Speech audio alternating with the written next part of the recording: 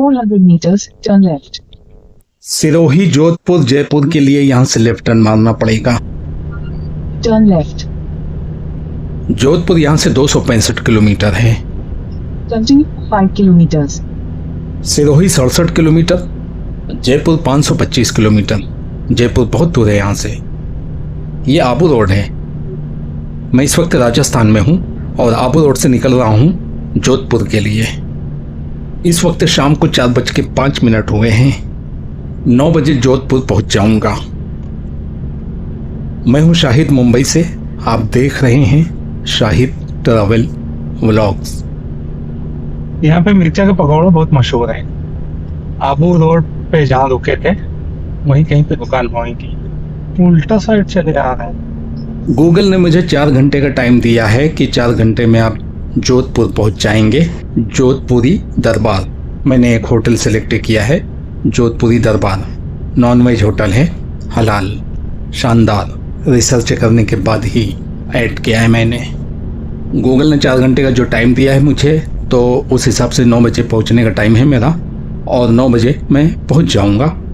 अगर थोड़ा बहुत लेट भी हुआ तो स्टाफ की वजह से होगा, क्योंकि मुझे तो स्टाफ लेना है। पहला स्टाफ तो मुझे खाने के लिए लेना है। दोपहर का खाना खाया नहीं हूँ तो नाश्ता तो ज़रूर करना पड़ेगा हल्का फुल्का।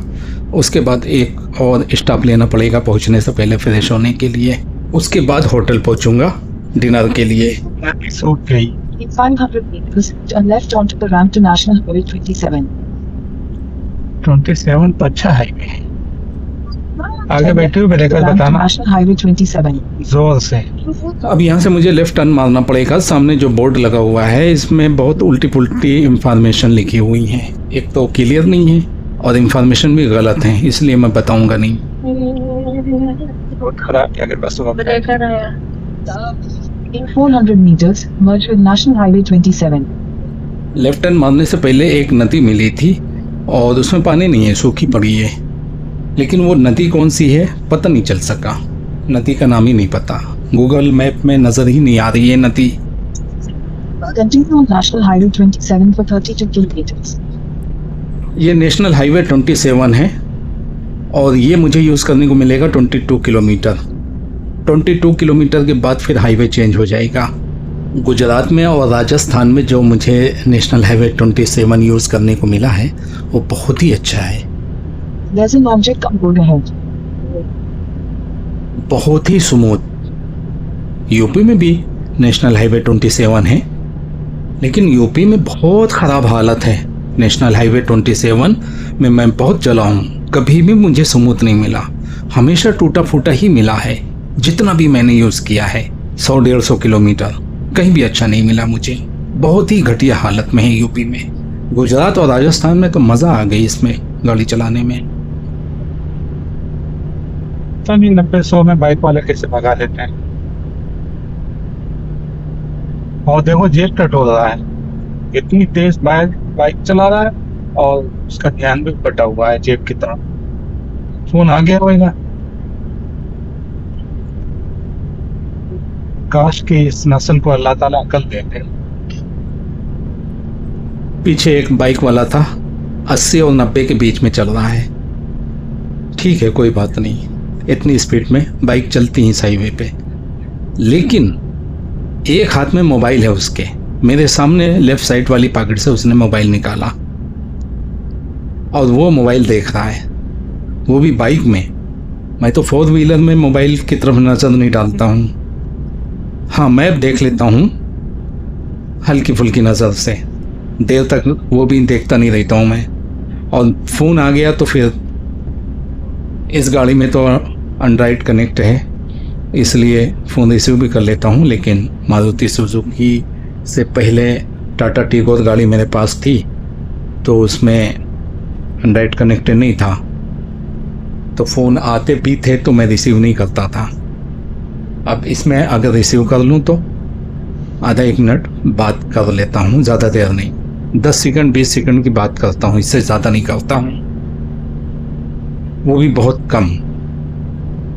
फालतू कॉल रिसीव करता नहीं हूँ। कभी कभी अर्जेंट कॉल जो मेरे मोबाइल में सेव है नंबर, उनका कोई कॉल आ गया और मुझे पता है कि लगातार ये कॉल रिसीव करना ज़रूरी है तो ही रिसीव करता हूँ। लेकिन आज की नई नस्ल बहुत ख़राब है। कहने को तो अक्लमंद है, लेकिन इसे अक्लमंदी नहीं, ओवर कॉन्फिडेंस कहेंगे। क्योंकि ज़िंदगी की जो लाइफ लाइन है वो पहली और आखिरी है। इसने फंसाया जान, इसको मालूम था कि पीछे गाड़ी आ रही,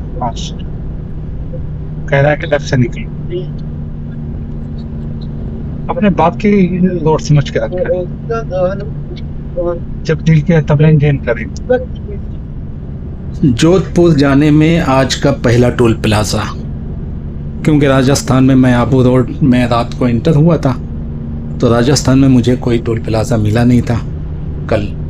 आज ये जो टोल प्लाजा मिला है पहले बार, अनवरिया टोल प्लाजा, जिसके चार्जेस हैं 50 रुपये।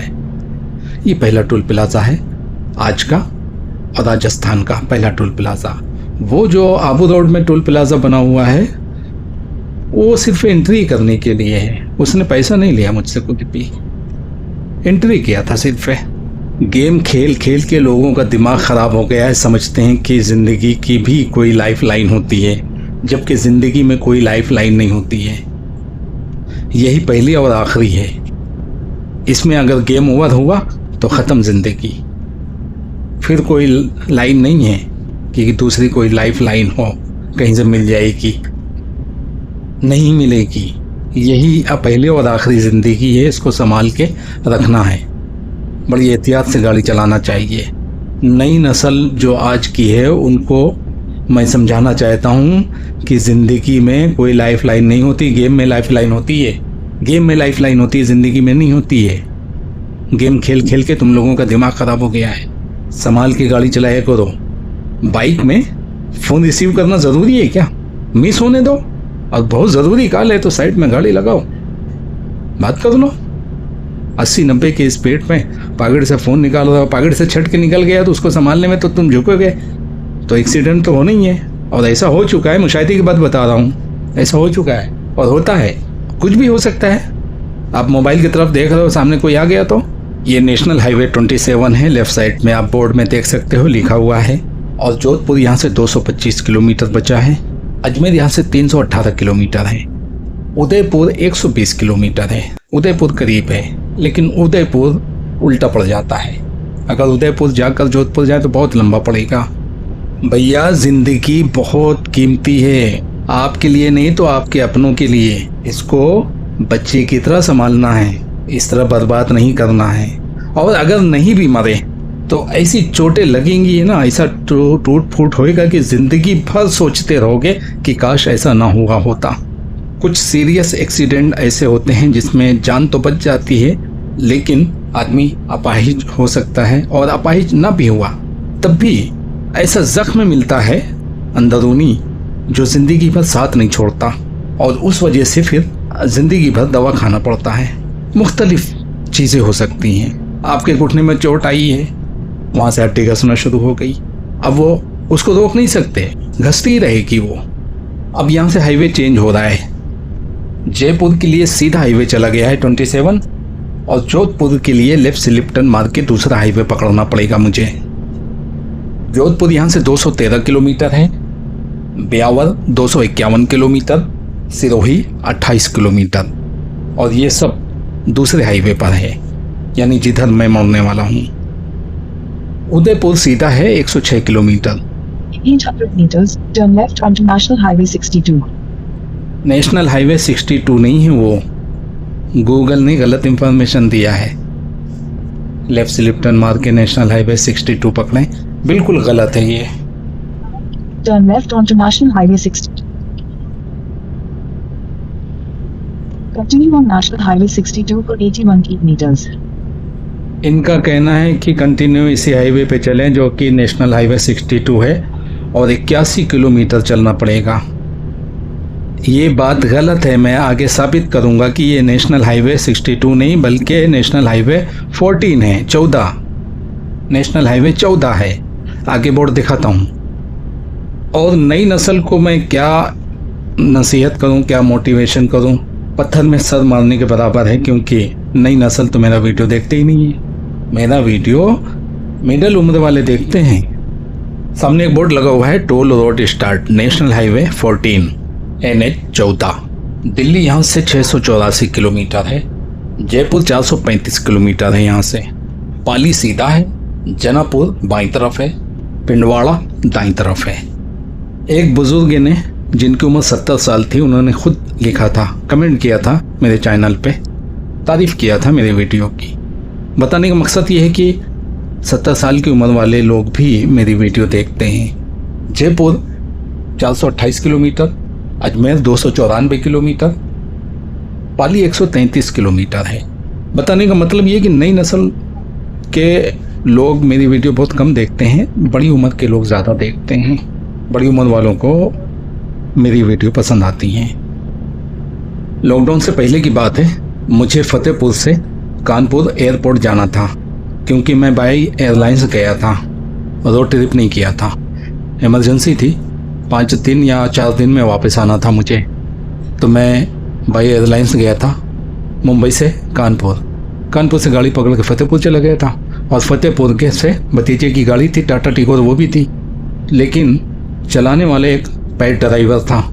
GT रोड में नेशनल हाईवे 19 में 120 पे गाड़ी चल रही थी। मैं आगे बैठा था ड्राइवर के बाजू वाली सीट में। मेरी आदत है कि अगर मैं गाड़ी में किसी भी सीट में बैठूंगा तो सीट बेल्ट लगा लेता हूँ। सीट बेल्ट लगा के बैठा था और ड्राइवर का फ़ोन आ गया। अब वो फ़ोन में नाम या नंबर देख रहा है किसका है। गाड़ी 120 पे चल रही है और मेरी जान जल रही है, और मैं बोलने वाला हूँ कि फ़ोन रिसीव करो या कट करो, देखो मत। इतनी देर में रोड क्रॉस करते हुए एक भैंसा सामने आ गया।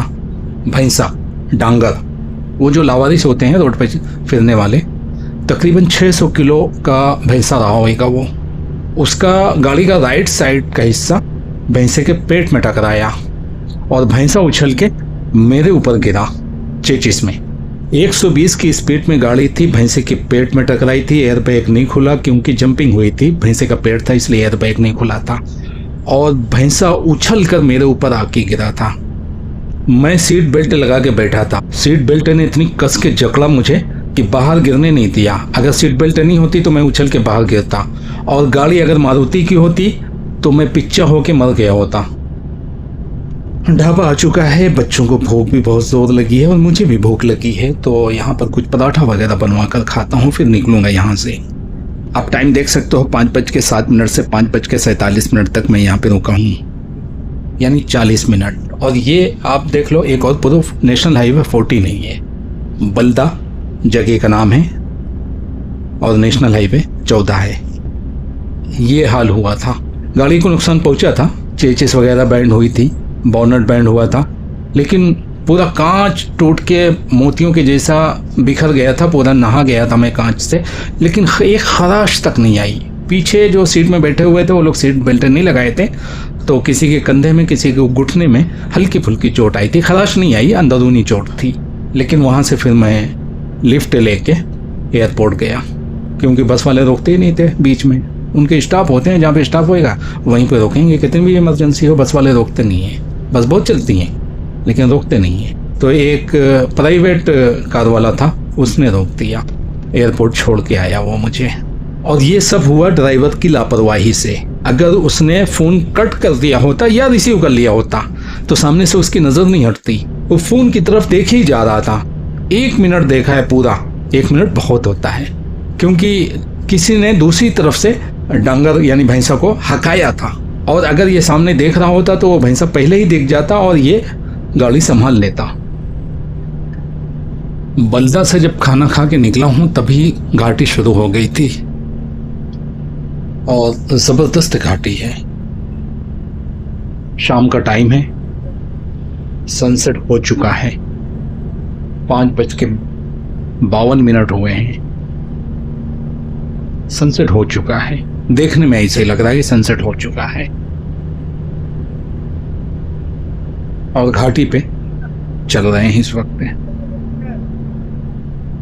सफर की शाम बड़ी खूबसूरत होती है, जब मैं लंबे सफ़र के लिए निकलता हूँ तो 10-15 पाउच सोसाइटी चाय की 10 रुपए वाली रख लेता हूँ। 10 रुपए की एक पाउच आती है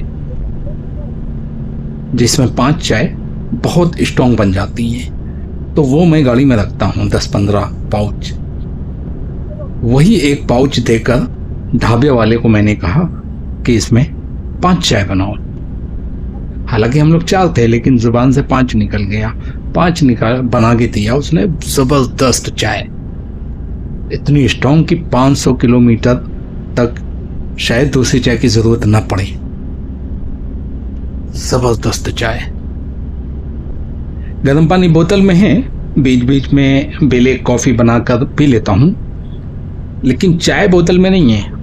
मेरे पास 2 बोतल हैं, एक चाय की है और एक पानी की, गर्म पानी जिसमें रखता हूँ।